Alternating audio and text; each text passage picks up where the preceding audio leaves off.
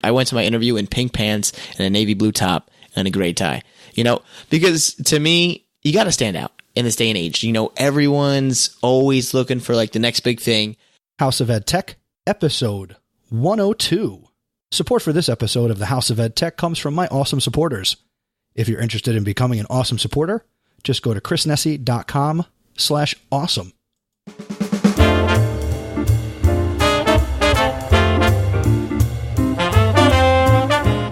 Welcome to the House of Edtech podcast. I am your host, Chris Nessy. The House of Edtech explores how technology is changing the way teachers teach and the impact that technology is having in education.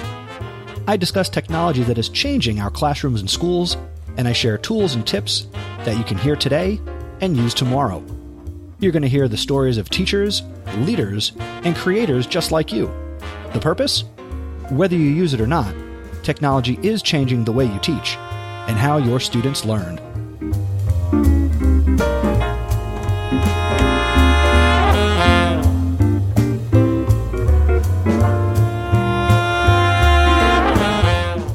All right, welcome back to the House of Edtech podcast. Again, this is episode 102.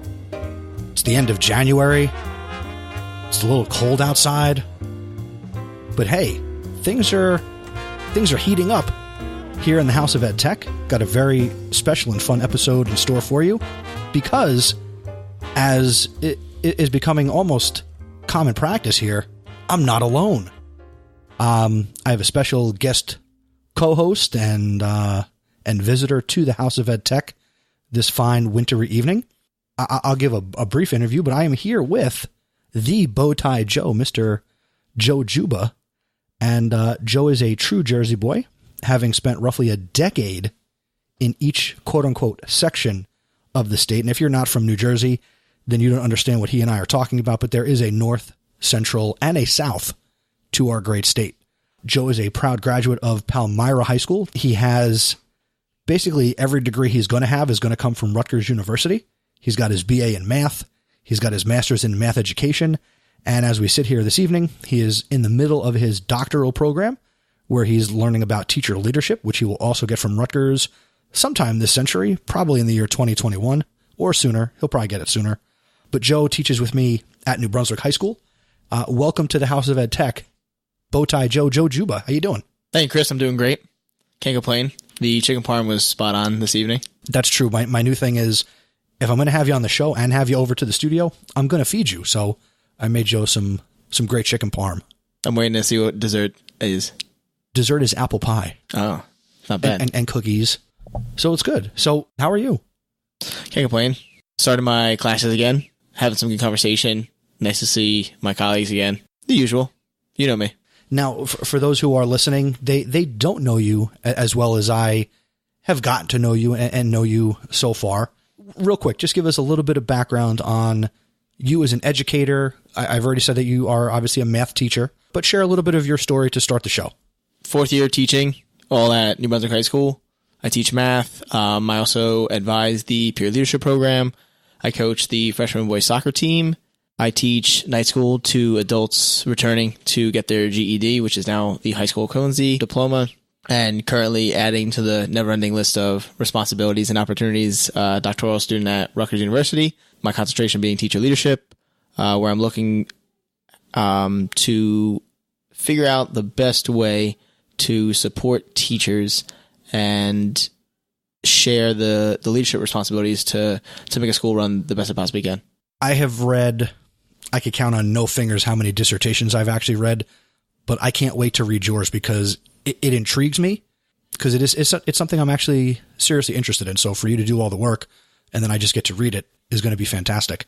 The other reason is it relates, in my mind at least, a little bit to what I did my master's thesis on, which was based on professional development and technology. What was the spin that I, of course, put on it. But again, I did it in our school, basing it on a lot of the people that we work with. Some have, come and gone, in that last couple of years. But I think it's going to be interesting. And, I can say for you that you're definitely passionate and, you're always reading an article, even when I come to see you, in your classroom. It's just something that you're really excited about. So I am excited for you. Thanks. I'll definitely make sure I send you a signed copy. I'll leave it in your mailbox. So you've been listening to this show for a while, not because I made you, but... It's okay. He convinced me. All right. So with that, we will cut the banter and we will get into this episode's EdTech Thought.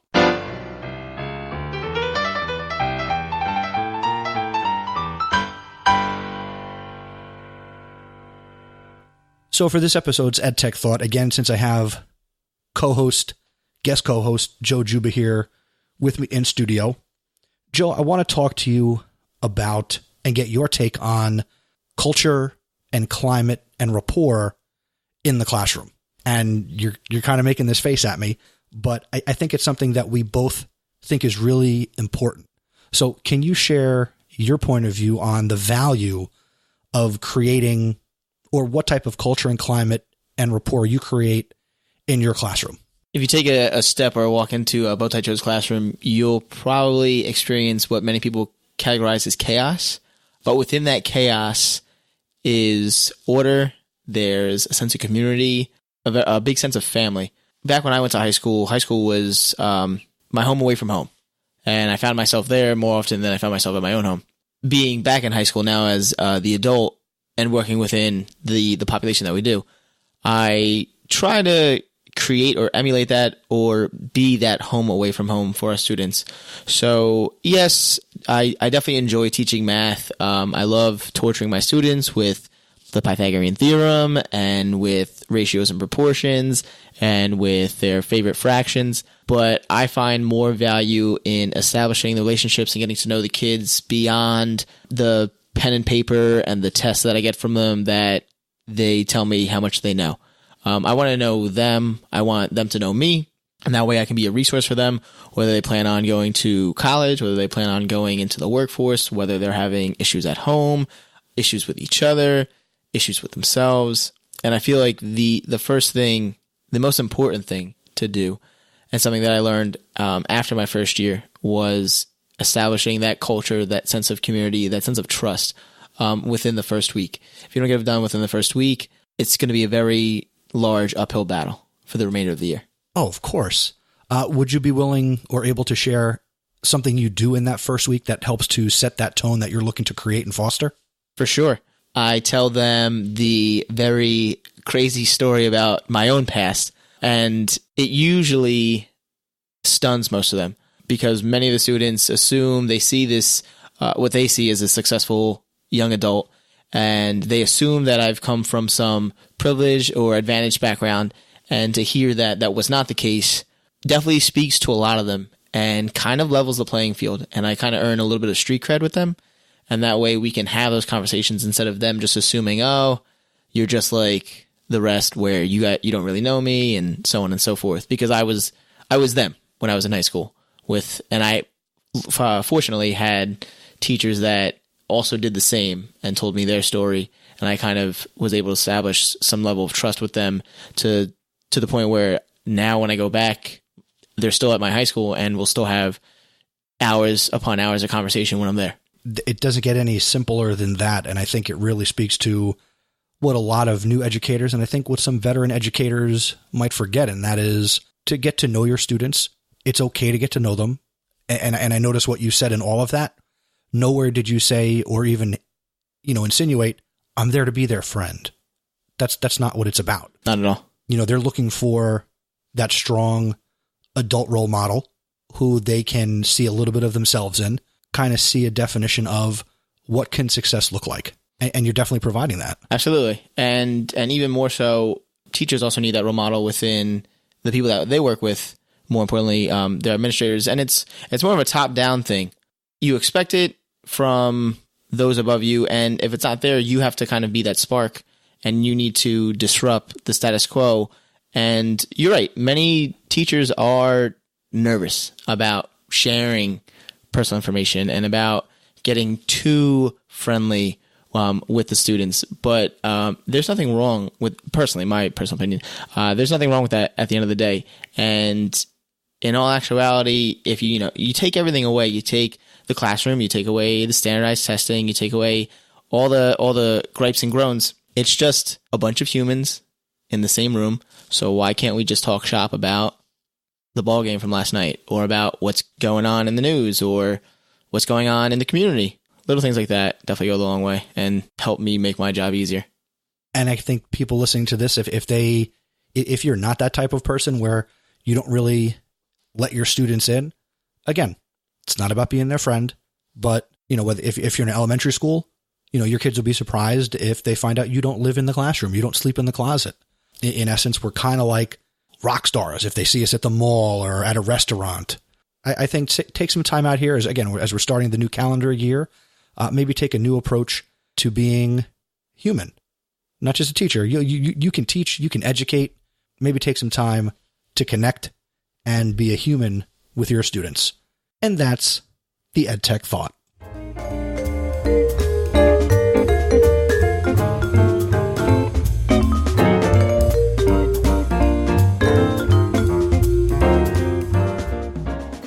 All right, and I am very going to quickly throw it back over to Joe, because Joe is here for the EdTech recommendation. And Joe, you are going to drop a knowledge bomb or two about something you use in your math classroom called Desmos. So, Bowtie Joe, take it away. Desmos is a free, it started out as a free online graphing calculator, and it still serves as that purpose. It's a little bit more in-depth and interactive than your standard TI-89 or TI-84 for any math teachers out there. Or I'm a big fan of the TI-89. Titanium or regular? Regular. Okay. Do you know what the titanium is? It's okay. It probably connects to a computer and does all sorts of fancy stuff. But Desmos, recently they started this fellowship program where you can apply and you have to send in. It's one of the most rigorous applications I've done. But they will, if you get accepted, will fly you and your cohort out to their facilities in California, all expenses paid, and they will provide you with a 3-day full PD with Dan Meyer and all the guys over at Desmos to show you how to utilize their Desmos teaching software, which is also free, and really kind of brings in, the whole real-world relevancy into the classroom by linking different mathematical concepts that we talk about to, shooting a basketball with a parabolic arc, hitting a soccer ball. I play a lot of sports, so everything usually relates back to sports. That's probably by far my most favorite tech tool to use, and also the interactivity and collaborative approach that allows for you. A lot of times, a lot of the things that they've created allow for the students to work with one another, but on two different laptops. So whether it be some type of game or some matching activity where they can create or have to solve some challenge together, it's pretty cool to see it unfold, especially when they're 20 feet apart. Is Desmos something, now again, I'm not a math teacher, so is Desmos something that you can use in any type of math? So can you use it in Algebra 1, Algebra 2, geometry? They're working on developing applications within, Algebra 1, that are specific to each subject. But right now it's more or less based on topics. So if you need a topic on points, lines, and planes, you'll type that into their search bar and see what pops out. If you need one on parabolas, they use Dan Meyer's 3-act task, and they've, made it into a video, and there's the teacher dashboard, which allows you to see the students as they're progressing, where they're getting stuck, the answers that they're providing. So currently right now it's not subject specific, it's more of concept specific, but they're working towards developing and creating more. Let me just say, I don't know anybody at Desmos, but I'm certainly going to share this episode with them and this segment. Desmos, bring Joe Dziuba to your campus. Bring Joe Dziuba and teach him, and let him bring his flair and passion for education and math education to your fellowship program. That's all I got for what it's worth. Thanks, Chris. Appreciate that. And hopefully you guys heard that. But yeah, I'm waiting for the third round fellowship applications to open up, and we'll see. And I'll probably include this podcast to see if they'll accept me based on that recommendation. I certainly hope so, and figure out, I believe last year you did the Yankee logo in algebra. Yeah. Oh, that was, I can't even believe I decided to do that. But yeah, one of the parts of the application was you had to use the graphing calculator to recreate some type of image. So Chris and I are both avid Yankee fans, and I decided I was originally going to do like the Yankees script where it was cursive, and then when I plot that onto the Desmos computer and attempted to trace it using different equations, I was like, this is for the next 6 hours impossible. So I turned to the traditional NYY logo and was able to create that, and it came out pretty well. Some minor things here and there. If you zoomed in close enough, you would have saw some overlapping, but all in all, I made it work. It was fantastic. And anything else about Desmos that you can share? Your kids won't have any idea that you have no idea what you're doing. They'll just assume that you know what you're doing. So just jump in the sandbox and play, right? Exactly. I love it. And that is our Edtech recommendation.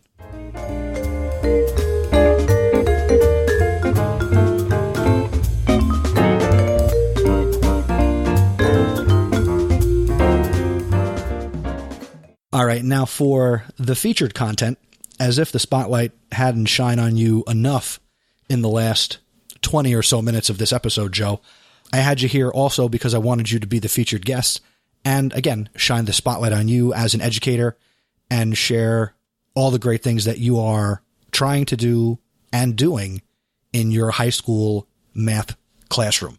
And again, as the title of this episode says, math, ed tech, and fashion. We'll get to the fashion part. What have you taught so far in your 4 years? What preps? I've taught Algebra 1. I've taught Geometry. Geometry I've taught honors, regular, and the repeater level. I've also taught Advanced Topics in Mathematics, which is more or less a liberal arts math class for students pursuing non-math majors at a university or college. And I also teach calculus at Rutgers in the summertime, in all my free time. Yeah, free time. That's an understatement.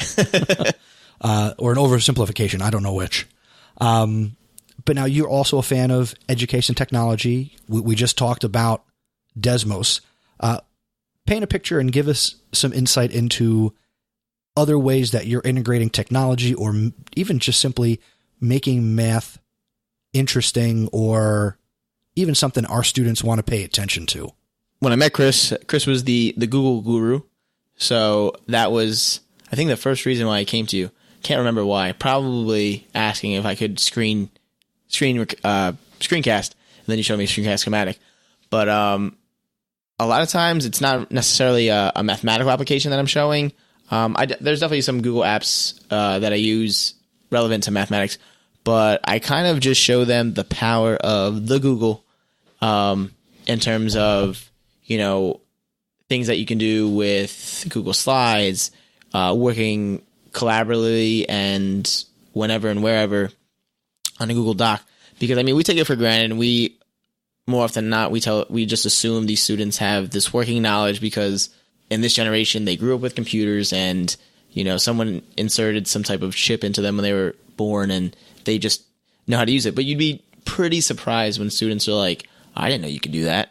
Or I didn't know that Google Sheets could, do all this, or you can have them sum and like little things like that. And then you turn it into, oh, well, this is, the basics of coding. And then you have a conversation about, well, what's coding? And then, oh, well, this is, intense coding where you have Java and C++ and Python and all those languages. And that's how that app that you're using runs right now. And then boom, one kid gets the itch and comes back and is like, oh, look what I did. Yeah, more or less, it's showing them all the tools that they can use, like recording a screencast or using something like Canva to create an awesome looking flyer that someone thinks you spent hours working on, but in real reality, you spent maybe 6 minutes looking for the nice one and 3 minutes editing it for a total of 9. And helping them use their intuition to use technology to aid them in whatever they're trying to do. That's what I love because it's similar to what I'm doing. For me, again, in the social studies classroom, it's not about the history. Yeah. I'm not preparing these kids to answer Jeopardy questions. The next test that I give my students in 2017, 2018 will be the first test that they have. As you know, I'm doing, more project-based learning and more hands-on, and we're using the history and the social studies concepts to use things like Adobe Spark and, Google Docs and Google Slideshow. And we're going to be at some point this year getting into, Genius Hour and passion projects and blogging and, working on your digital footprint, which in my mind in the 21st century falls under social studies. You're doing similar things in your classroom where, yes, math is important. It is a standardized, tested subject. I don't even know if that's the right term. Yeah. So there are different challenges you face from your superiors and, math educators in general that you guys and gals face. What type of success do you see if it's, and correct me if I'm wrong, is it about the math or is it about the skills and the tools? It's, for me, 100% about the skills and the tools. Do I think it's important to learn algebra, geometry, algebra 2, make it all the way to calculus? For sure. But in all actuality, I love when students ask me, when am I going to use the, how to graph a line in the real world? And I'll tell them, quite honestly, you probably won't. I'm like, but, what you will develop and you'll use in the real world is, the logic, the critical thinking skills, the reasoning, to have a conversation with your peer about the topic at hand. I'm like, right now it's mathematics, but I'm like, in life, it could be something that's just as complex and just as frustrating. And your ability to talk it out and reason and use evidence from, what you're doing in class and apply it in the real world is what will be of value. And then usually I get that, oh man, you got me. And I'm like, okay, so you should continue to work on this. But to me, so that would be like swapping out proofs for a constructive discussion about political views with a friend or a colleague. Yes. And that when we talk about proofs within class, usually I showed them this year, the O.J. Simpson trial, which was off of Netflix. I showed them the final, the verdict, where, each side was like, well, this is all the evidence that we have against O.J. and what he did. And then the defense was like, well, this is why O.J. is innocent. And we talked about deductive and inductive reasoning. And we had a huge conversation about, what is it easier to prove, whether something true or something false. And we just debated, and you'd be surprised at how intense conversation about whether something's true or false can get based on a show with a couple 15-year-olds who most had even heard of O.J. 40 minutes prior. But yeah, like I said, it's less about the mathematics, and I know some people might freak out by me saying that. But to me, whether the kids do bad, they do good, whoop-de-doo. It's more about preparing them and giving them the skills that they need so that they're successful when they get out into the real world. I don't remember, Right. You're not wasting time preparing them for all the standardized tests that will be given to them between the ages of 18 and death. Yeah, precisely. I don't remember my standardized tests. Ironically enough, over the holiday break, I found my old PSAT book. That thing went from the cover to the trash can. I didn't even think twice about it. But what I do remember are the lessons and, that mental resiliency that I was able to develop while I was in high school because of some of my teachers, specifically my one geometry teacher, who also taught beyond the math and rather just imparted upon skills. And, this was, when was geometry? 2006. So, we're not talking too long a time ago. But, tech also wasn't booming the way it is now. But even his full-hearted attempts at, incorporating technology into his classroom and was the basis for how I conduct many of my classes now. So, yeah, I never see it more as it's all about the subject. I think it's about the skills and, the little insights that you're providing them with and the tools that they can use that will help them be successful come the life after high school, whether it be college, workforce, military, you name it. Nice. And actually, if we could explore real quick, you had mentioned, and again, high school math teacher, but you mentioned Netflix and, bringing something like that in where you're probably showing clips, not full-length feature films, but to use something like the OJ clip or the documentary that you showed to talk about the two different types of reasoning, and it all circles geometry back to the mathematical concept. What other ways are you using technology, say like in Netflix or media in your classroom? Well, one thing that I definitely, people see me as the flipped guru, even though I haven't really done flipped yet because the doctorate program came into effect. But, I've read so much about it that the goal eventually is I might just eliminate the middleman, which is myself, by creating the videos, and ask my students to create their own videos for these sections based on notes that they create.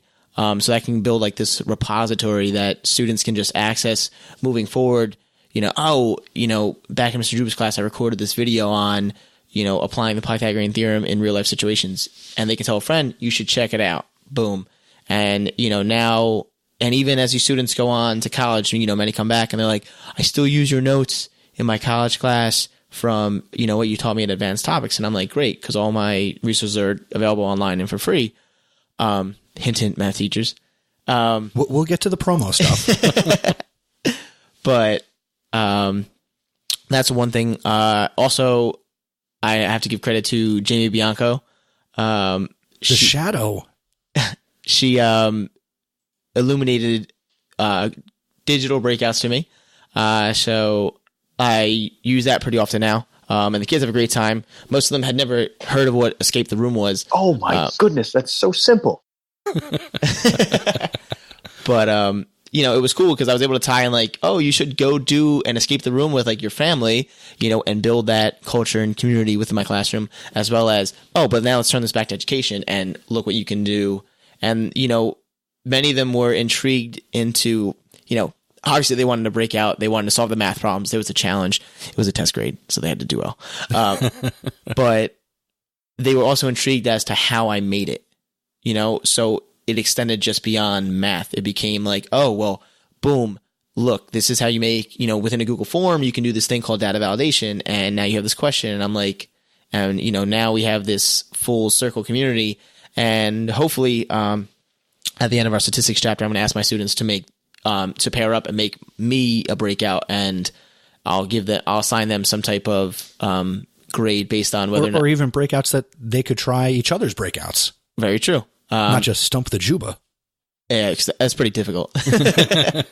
But yeah, and it's just like, it's things like that, where, yes, I'm happy that, they're able to compute what's the probability of drawing 2 consecutive aces from one deck. But, when they're like, how did you do this on Google Forms? Can you show me? That's cooler to me. I love math. Don't get me wrong. I'm a mathaholic, but, the extension, especially with technology, that's where like I get that natural teacher's high. Right. When they want to go, all right, great. Get the concept. Thank you, Mr. Dziuba. But now I want to peek behind the curtain. How did you do what you did with the concept? Yeah. And the excitement in their voice too, when they're like, oh, no one else has ever done this before. Like, this is cool. And when they're like, oh, can we do that again? Like, that's just money, and you can't beat that feeling.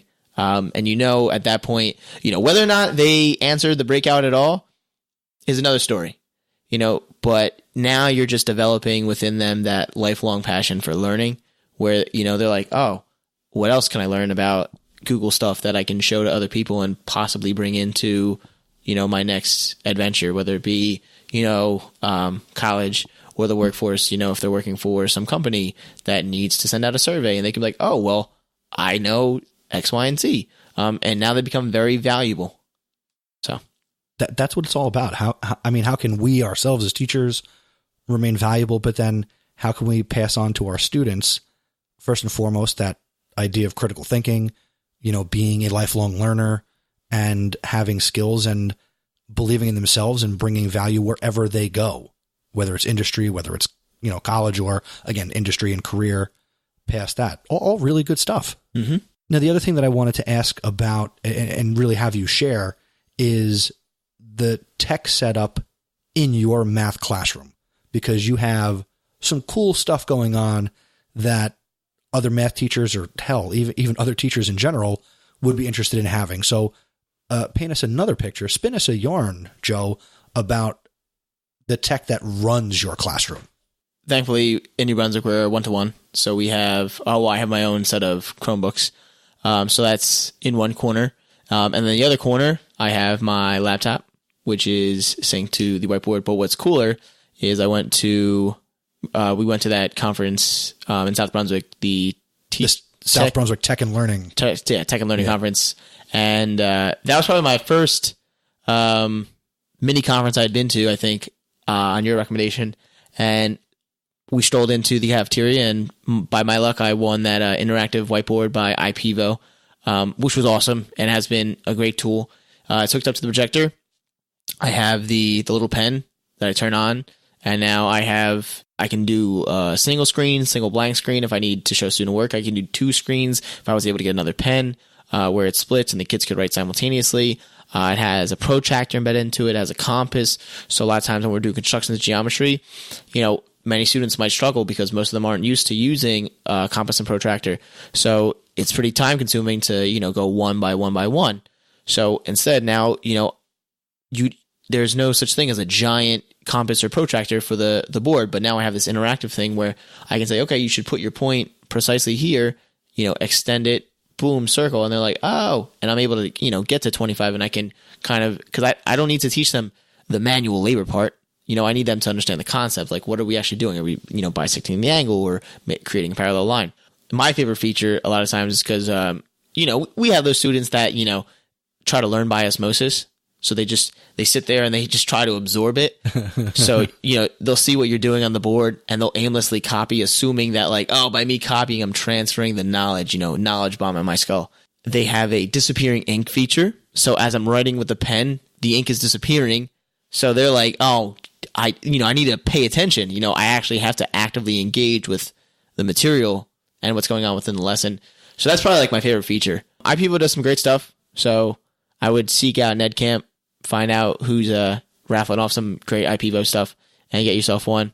Yeah, big shout out to IPvo, who they're involved in a lot of ed camps, and from being a leader of Ed Camp New Jersey the last couple of years, IPvo has been super generous to us. So yeah, if you're not familiar with IPvo, go check them out. There'll be a link in the show notes. IPEVO, super cool.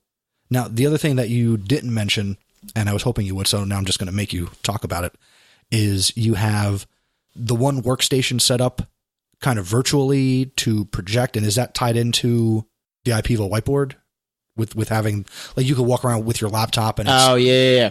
Oh, so yeah, so like my laptop is synced wirelessly with my projector. I have my plug within New Brunswick that took care of me. But I can, so if I wanted to, I can just turn around and use the pen on the whiteboard, and I can access, my entire computer wirelessly, or I can just walk around with the laptop instead of being tied to the desktop.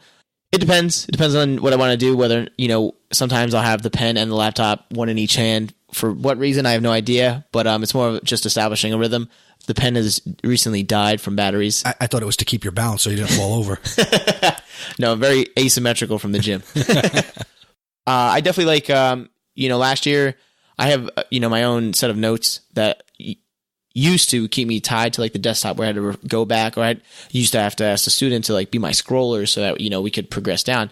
But now with the laptop, the fact that I can just carry the laptop to the front of the board and just scroll right there and just continue on, or for kids up there, I can scroll for them instead of being tied to the desktop, while I'm helping one student.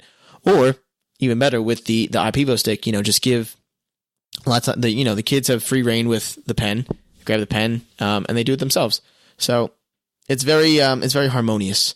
Yeah, and wireless. So, for you who's listening, what Joe has in his classroom, just to kind of sum it up, is he's got his laptop. Now, is that a district-issued laptop? Yeah. Okay, so he's got his district-issued laptop that he's basically VPNing into a desktop that is connected to a projector. That computer doesn't have a monitor, but he can connect it if he needs to.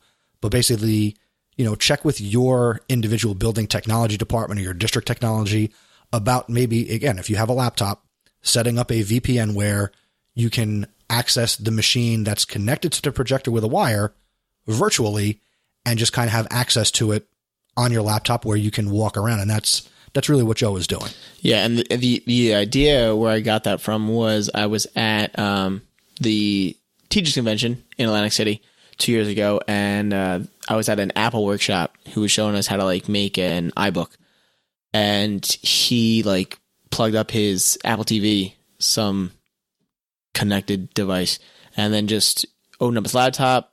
He synced the two with the projector, and it went. So I was like, how can I do this with the New Brunswick?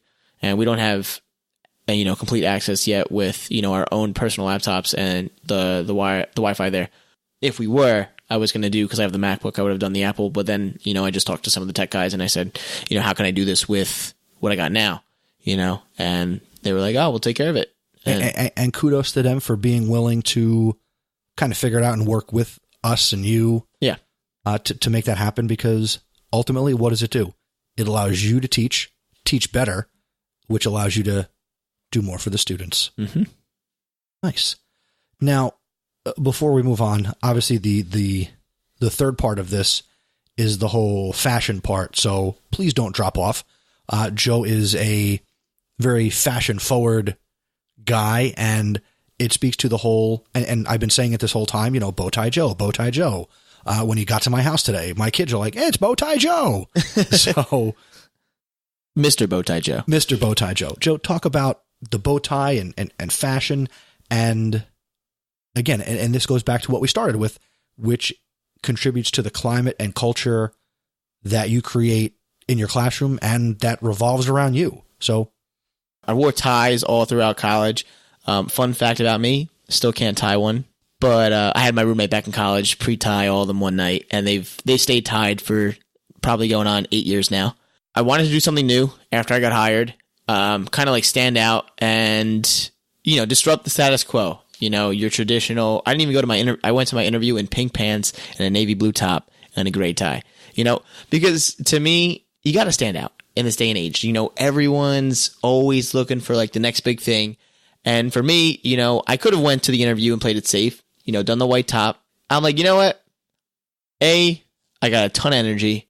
B, ton of excitement, ton of passion. So I'm like, I'm going to show that first with my clothes. And ironically enough, when I started 3 months later, the first thing the secretaries in the main office said to me was, we remember you. And I'm like, do you? And I was like, how? And they were like, you walked in here with pink pants. They were like, how are we going to forget you? And I was like, awesome, So it's just when, people, referring back to you, it just became my moniker. I rolled in the first day and I had the bow tie. Rolled in day 2, had another bow tie. Day 3, by the end of the second week, most people didn't know me, or they didn't know my name at least, but, I was the bow tie guy. So, teachers would be like, oh, the bow tie guy? Yeah. The little guy that walks around the building, right? I'm like, yep, the traveling teacher. And people started coming out to me and like, are you the bow tie guy? I'm like, I guess that's my nickname. My first name's Joe. So then, some teachers started calling me BTJ and then bow tie Joe. And it's kind of just stuck since then. And, the whole fashion thing, it's definitely, I wouldn't say like a hobby, but I just enjoy, from, growing up where I came from, didn't really ever have the luxury of affording all the nice things.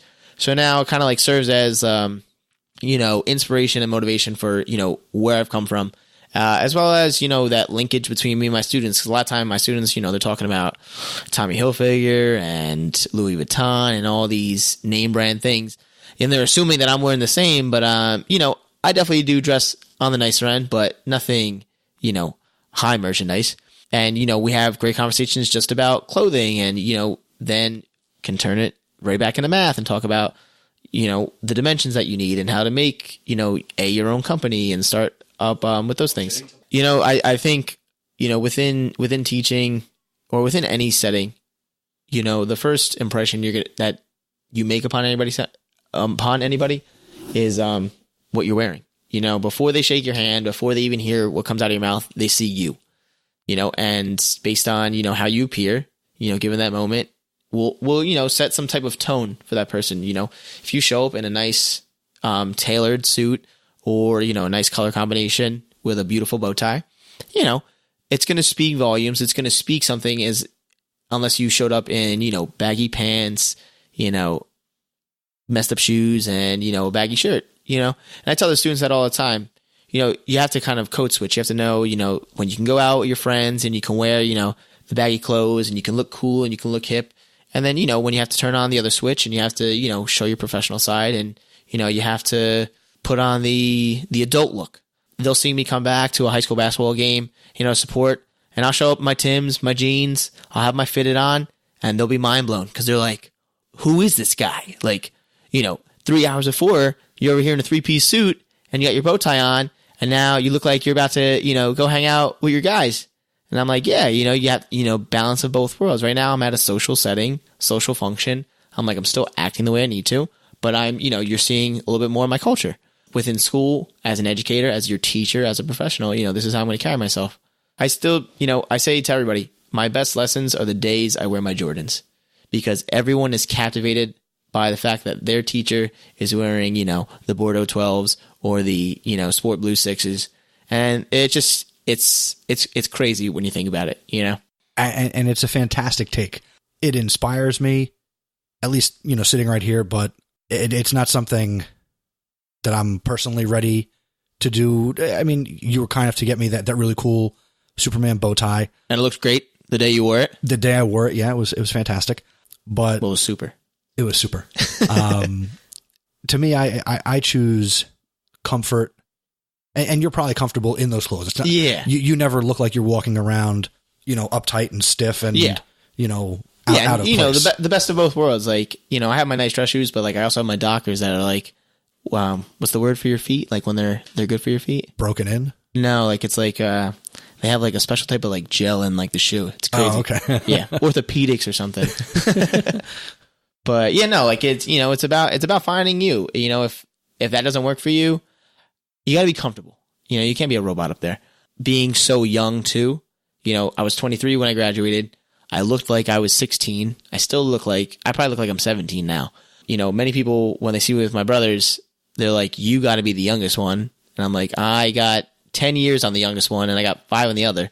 I was like, I got to do something. I had to work almost a little extra harder to make sure that people didn't perceive me as a high school student. Because on a dress down day, if I'm walking down the hallway, you would never know. You would never see Mr. Dziuba. You would just be like, oh, who's the new kid? You could blend right in. Yes. Like I could show up to a class and I'm sure some teacher would be like, oh, are you new here? And I could be like, yes, I am. And also makes for a good math lesson. We're talking about permutations and combinations and talking about, how many different outfits can I possibly make? And they like that. I take a picture of my closet. I have, I think now 38 bow ties. I counted. So I'm like, okay, I got 38 bow ties. I got 10 pairs of pants, like 35 different shirts. Start making me some combinations and they'll go into it. I love it. I do love seeing you and what is he going to be wearing next? And that's without even talking about your specialty suits. Yeah. So Joe has, and you who's listening, you've seen them on Twitter, whether it's superintendents, principals, other teachers who have, the Christmas suit with the snowflakes or, the shamrock suit, so Joe has a number of these specialty suits. I have a 5 for my holiday week, my holiday suit week, the week before we go on winter break. And, once again, just one of those little things that, do I look crazy? Absolutely. I'm wearing a suit covered in Santa Claus.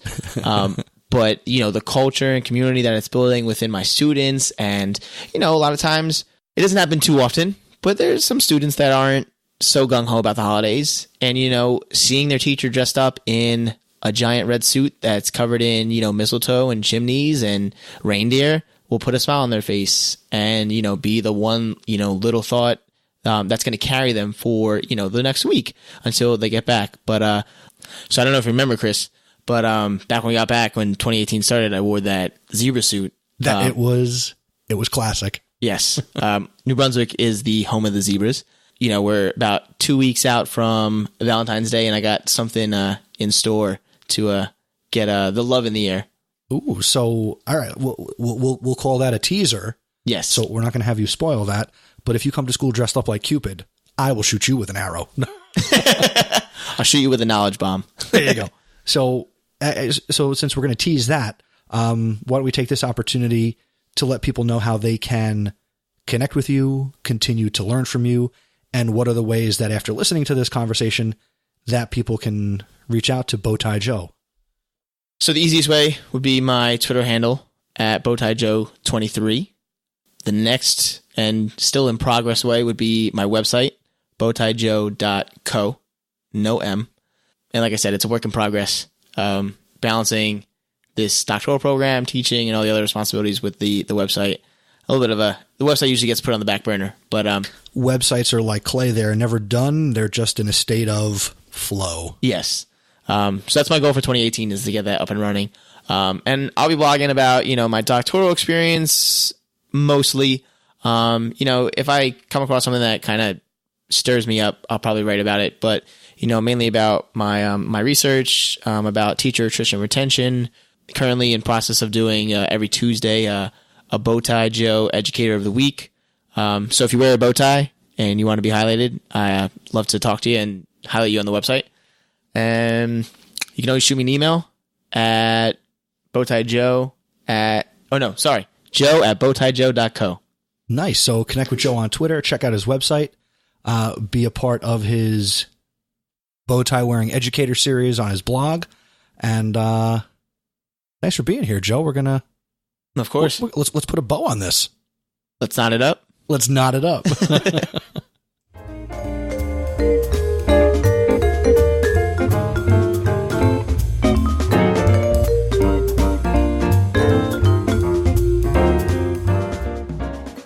All right, and now before we totally put a bow tie on this episode, Joe, we have to do the House of Edtech VIP for this episode. I hope they wear a bow tie. I hope they do too, and I bet he has before. If not, maybe I'll have to make up a House of Edtech bow tie and send it to him. I'll buy it. There you go. But congratulations to Eric Kurtz. Eric Kurtz, you are the House of Edtech VIP for this episode. Eric is from Ohio. Eric is a family man. He's a tech integrationist, a writer, a Google Apps certified trainer, and Google innovator. He is also an avid tabletop gamer, geek, self-proclaimed, and he blogs at the awesome website controlaltachieve.com. Eric is also, and I'm proud to say this, an awesome supporter of the podcast. Please connect with him at Eric Kurtz on Twitter, and that's ERICCURTS. Go check out Control-Alt-Achieve if you haven't done so already. And congratulations, Eric. You are the House of Edtech VIP.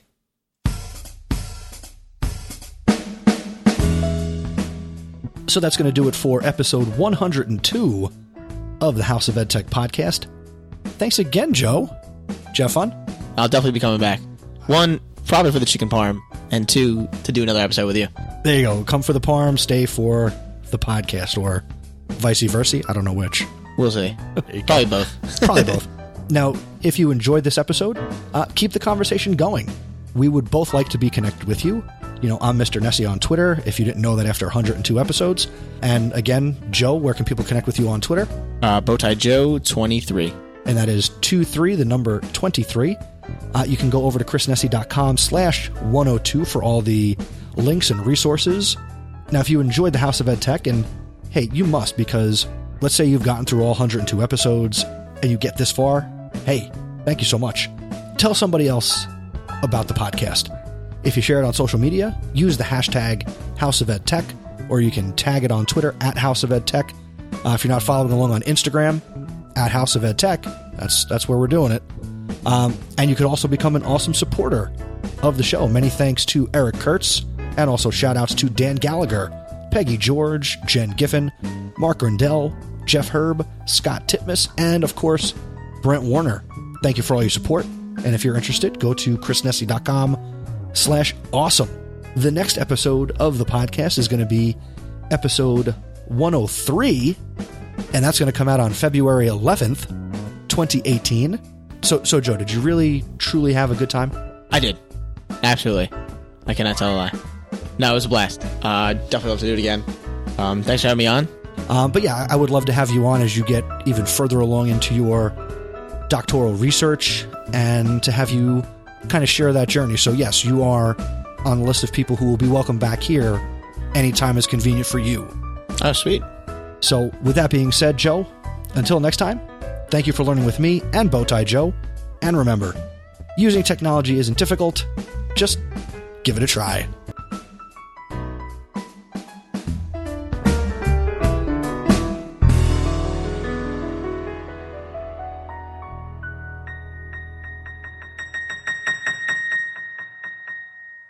The House of Edtech is a proud member of Voice Ed Radio. Voice Ed Radio. Your voice is right here. For more great content, go to voiceed.ca. The House of Edtech is a proud member of the Education Podcast Network. The Education Podcast Network. Podcasts for educators, podcasts by educators. For more, go to edupodcastnetwork.com.